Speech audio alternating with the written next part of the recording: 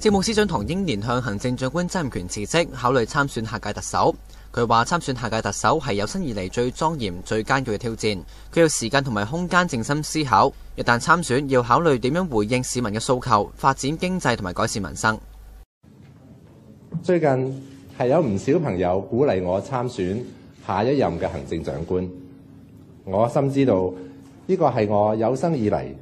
所面對最莊嚴同埋艱巨嘅挑戰，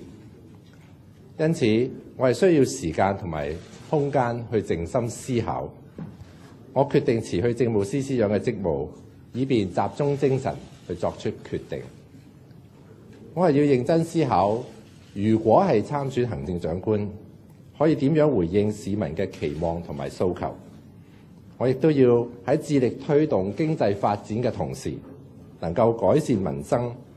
更加可以令到弱勢社群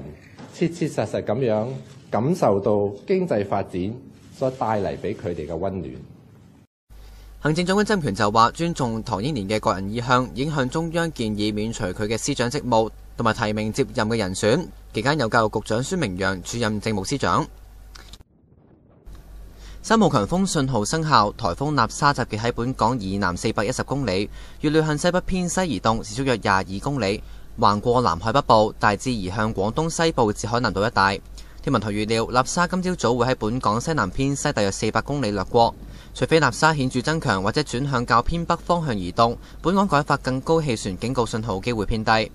入夜之後，市區嘅風勢明顯增強，喺碼頭浪不時拍打岸邊，亦都有欄杆被吹倒。天文台話，離岸海域及高地間中吹達烈風程度嘅風，亦都有狂風驟雨。